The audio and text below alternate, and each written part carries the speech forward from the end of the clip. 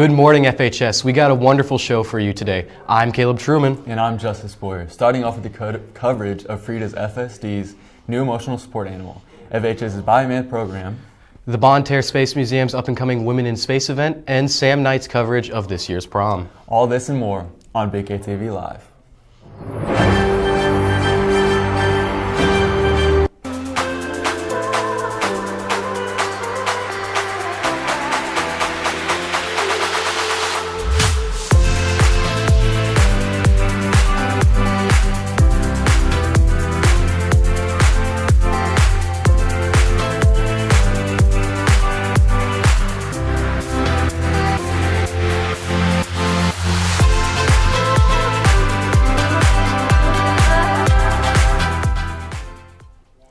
One really cool thing coming to the Farmington School District is Frida, an emotional support animal.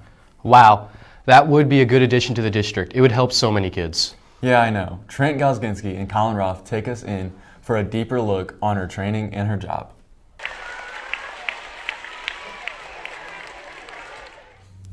Recently, the Farmington School District and the Farmington Police Department came together to fund an emotional support animal for the school district.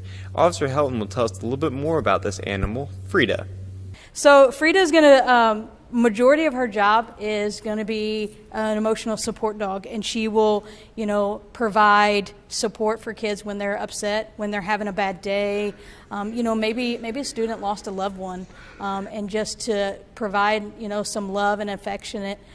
Officer Helton also showed us a couple of commands for Frida that are in German, since most of the dogs come from Germany, and to eliminate confusion when the dog is given a command. So when I talk to Frida, for example, I will tell her seats.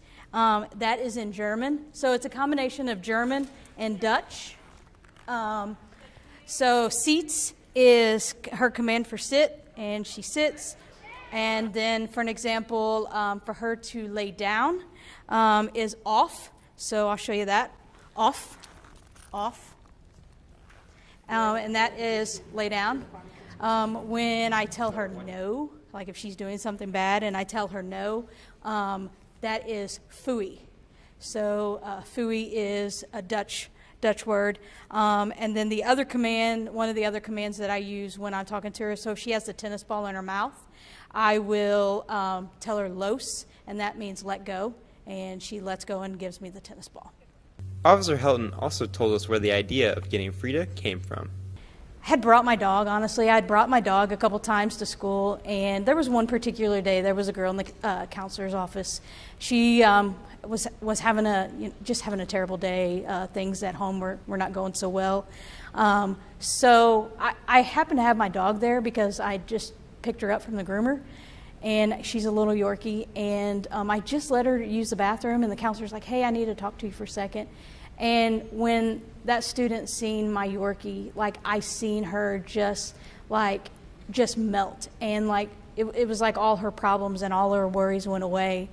And I was like, man, there's something to this. So I started looking into it, seeing that North County had one, and I just thought it would be a good thing for our district. And I presented to Dr. Krause, and she jumped on board with it. So Frida will go from here until probably up until the end of May. She will have a lot of obedience training, sit, stay, and where I'm able to leave her and then walk away and she'll still stay. A lot of obedience. She's doing very well now. I'm actually impressed, but she's not where she needs to be in a school setting. Once she gets her certification, then she'll be in school with me all day long. We'll hang out in the library with the little kids. The kids can read to her. We'll hang out in the cafeteria. This might motivate kids to keep the cafeteria a little bit cleaner, so props to the custodians. But we'll have to make sure we keep the food off the floor because we don't need any accidents. But she can hang out with the kids, after they've ate breakfast or lunch, or just hanging out with the kids in the hallway. So I'm very excited for the next school year of what Frida will do for our school. For BKTV, this has been Trent Galsginski and Colin Roth. Thanks, Trent and Colin. I can't wait to see Frida in the future. Now more about the Biomed program. Biomed is an interactive class that teaches you about different jobs in the medical field. This class helps students learn more about the medical world. The biomed program is super engaging and very hands-on, and we always say it's a lot of fun, but it's also a lot of work. So yeah, just really prepares kids for future healthcare professions. So PLTW Biomed, it's part of Project Lead the Way. We also have our engineering courses here in computer science, but it is a 4-year sequential course program where students will take principles of biomedical science, and then they take human body systems, and then medical interventions and biomedical innovation. So it's just a very hands-on, real-world, problem-solving, practical kind of taste of healthcare. So a lot of our students at Farmington they do interview as 8th graders to actually get entry into the first year as freshmen. But if, let's say, a student hears a lot of their friends talking, maybe they're freshmen now or a sophomore, and they would hear, their peers talking about biomed and Dr. Mack and things, and they hear about some of the great things that they're doing, you can enter I believe you have to start as the first year, but you can enter the program as like a sophomore or a junior. But you may actually, I don't know if you have to interview for it. You probably do for sure. If that's anything anyone's interested in, they would need to talk to Dr. McIntyre about it. Miss Kelly, Miss Reeves, and I also run HOSA, which are the Future Healthcare Professionals. Used to be Health Occupation Students of America, but now we're international. So, so we have all of our students that are in biomed are also in HOSA. A lot of students that sign up for biomed, by coincide, everyone, of course, as freshmen will take a 9th grade physical science. And a lot of the students who take biomed, unless I guess they really request it or something, but that allows them to opt out of the 10th grade biology curriculum. So that frees up that time. And so many of our biomed students do take chemistry as sophomores, and that kind of gets them in line to take, whatever they want to. They can stick with the 4 years, or if they decide to opt out at some point, that's definitely an option. But we encourage people to stick with it because it is a really neat thing to be able to, complete it. And we actually do have after the 3rd year, we do have like a white coat ceremony. And every spring, in fact, of every single year that they're involved, everyone gets to come to our spring white coat ceremony is what we call it. And if they are, in 1st or 2nd or 4th year, they actually get a pin for completing that year. And then at the end of the 3rd year, they do earn their white coat, kind of like medical students do, or the profession with, like in pharmacy, they get also many other groups get white coats. Thanks, Morgan. Interested students can enroll in the class by talking to their counselors or Dr. McIntyre. The Bonne Terre Space Museum is hosting an event that features women who have flown in space. Jack and Jared go into the details about what to expect. On May 6th, the Bonne Terre Space Museum will host an event featuring women in space. Earl Mullins gives history of the museum, what to expect. I wasn't able to get a job in aerospace. I kind of went another way, continued to collect over the years, amassed a fairly decent personal collection, but above all that, I just really wanted to share what I knew was a great opportunity and the future of humankind with everyone that I met. So I decided to open a museum, and we opened in 2003. So we've been hammering at this for about 20 years, and here we are in the Grissom Center. We opened this about 5 years ago. We continue to grow. We're actually out of space here. We need to make another move. It's a very simple schedule. It's basically all day. The doors open at 9 o'clock. From 9 to 12, you'll be able to interact with our visitors that are coming. They will be doing book signings. Many of them have authored books, and they will be signing, and they'll personalize those to you. Then at noon, they will leave the site and have lunch. Then at 1:30, we will proceed over to the auditorium here in Bonne Terre for a panel discussion. And that panel discussion the length of it will depend on the audience interaction. Usually it's pretty lively. And so that will last from about 1:30 to 3 or whenever we decide to quit. So we feel like that the women who have been behind the scenes for many, many years are getting really a bad rap. They are incredible, extraordinary people, and we feel like it's just time to introduce them to the world. One of our key speakers is Eileen Collins. She was the first woman to command a shuttle flight, and she will be here. We'll have two other ladies who spacewalked, Nicole Stott and Dr. Linda Godwin, and we have a host of other individuals that actually are currently involved with NASA. And in addition to that, we have the director for research coming from Blue Origin. She will be bringing a kit with her that will allow, I think it's going to be really for the youngest of us, to design a postcard. She will take that postcard back to the Cape. They will fly them in space and then mail it back to the individual so they have a souvenir from space. If you want just a good time, if you want a little bit of education and to be in the presence of some fabulous people, that's why you should come. I'm Jared Parnes, reporting for BKTV Live. Thanks, Jack and Jared. And be sure to check out the Women in Space event on May 6th, only at the Bonne-Terre Space Museum. Moving on to a real-world news segment called Stuff That Matters. Our first story of the week is a follow-up on last week's story regarding Disney, Florida, and the British royal family.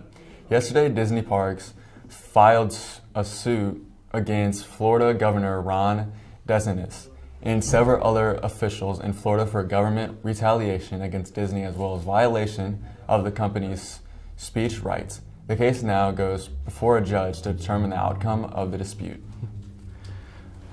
Our second story concerns the U.S. national debt ceiling. The debt ceiling is a limit on the amount of money the U.S. can borrow. This somewhat arbitrary number does not prevent the federal government from future purchases. Rather, it keeps the government from paying bills we already owe. The U.S. has hit the debt ceiling and is relying on emergency funding from the Treasury to stay in the green, but that will run out. The House is set to vote this week or next week on whether... Thank you.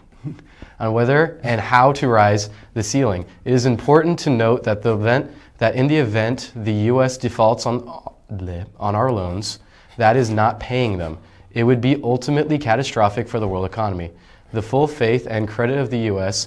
has never been questioned. Are you done? and it was to be world trade, the markets would collapse. In more local news, the new state attorney general for Missouri, Andrew Bailey, took out a public service advertisement that too many in the oh my gosh, in the political sphere sounded more than an Can you go on, please? I can't. Go on, please. Go. You say it. I can't do it. In some journalistic news this week, two of the more poignant political pundits on Fox News and CNN were both let go. Tucker Carlson of Fox News left the program on Tuesday without any clear reasoning. Though the separation comes on the heels of Fox News' nearly $800 billion settlement with Dominion voting systems. On the other side of the spectrum, Don Lemon of CNN was let go also on Tuesday without a clear reason. Lemon was seemingly taken aback on Twitter, saying, "I'm stunned." Our last story concerns the ongoing attempts by certain states to limit access to the trans healthcare.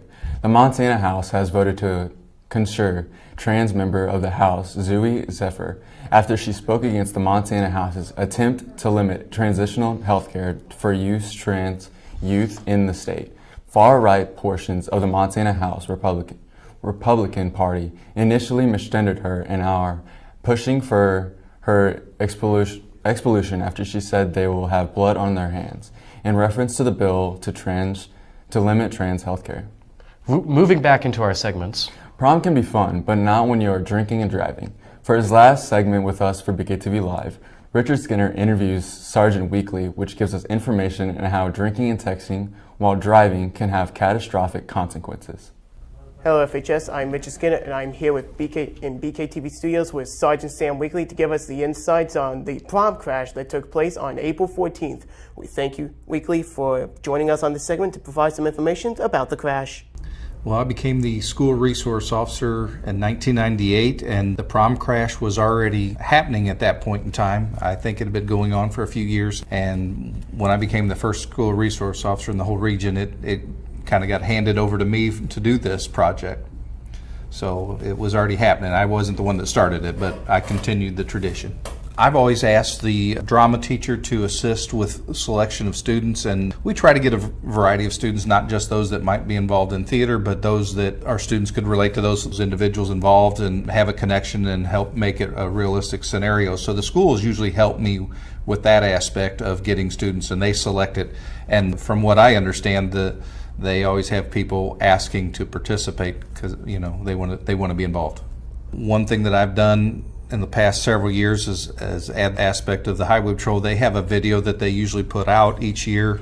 They may use the same video for a few years and they get a different one, but we ask them to help assist with the assembly portion afterwards and show their video and talk to the student body, the senior class, about the dangers of driving under the influence, or whether they're distracted driving or other driving issues that might impair driving, other issues that might cause a problem and make it an unsafe situation. So they've volunteered to help with that. Well, that's certainly the goal that I have when I set this up, is that we try to make this scenario as real as we can, and the whole idea is that it actually impacts the students so that they might make better decisions and think about what the consequences could be if they choose to make a bad decision and drive impaired or distracted. If this event that I've been doing for 25 years makes an impact and helps anybody make a better decision and stay safe and they don't get hurt because they saw that crash, then absolutely it's worth it to me. I make phone calls that start months and months before trying to get this all arranged, but again, if it makes a positive impact for anybody that's watching and they choose better choices, then absolutely worth it. If you're a driver, I urge you to please do not drink or text and drive, as it could have catastrophic consequences if you do. If you're a person who will be a passenger in the car that your friend who has been drinking is driving in, refuse to ride with them and call your parents. You have the right to a future. More information about drunk driving and texting while driving can be found at SaveMoreLives.com. Reporting for BKTV News for the very last time, I'm Richard Skinner. Thank you, Richard Skinner, for his last segment. The entire BKTV family will miss you dearly.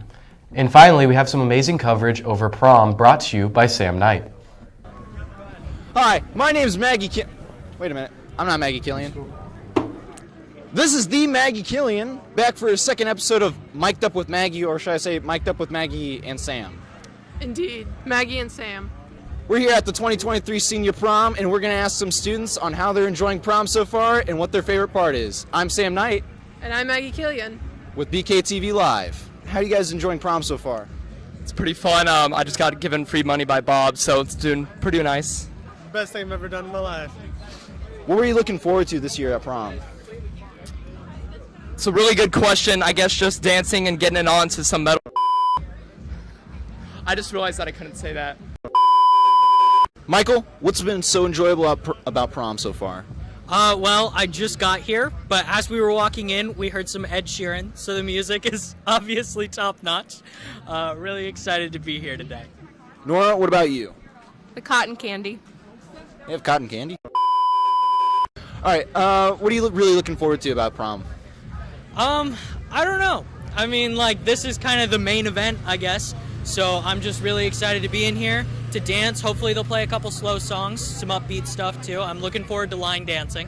I'm pretty sure they already played some heavy metal earlier. And I think they're doing caricatures if you haven't gotten your caricature already. Yeah, over there. So what were some of the things that you had to go through when it came down to prom? Lots of stress, lots of planning, lots of guessing on what to do and how much. All in all, the activities turn out to be the big thing, so it's just hard to figure out what to do. Do you think the seniors had a blast this year? I think so. It's kind of bad that we had the hot air balloon planned out, but it didn't. The weather didn't cooperate, so that's a bum deal. But I think we had a good turnout. I believe they still had a blast. I certainly did. Good deal. Did you have lots of help with this year's prom? Yes, we had lots of parents that helped, lots of kids put in their opinions, and I think we did real good. I'm actually kind of curious, who thought of the theme of this year's prom? The seniors actually voted on that. Oh, wait, that's right. Yeah, they did that. I didn't check my email. All right, what was something you guys enjoyed about this year's prom? Photo booth.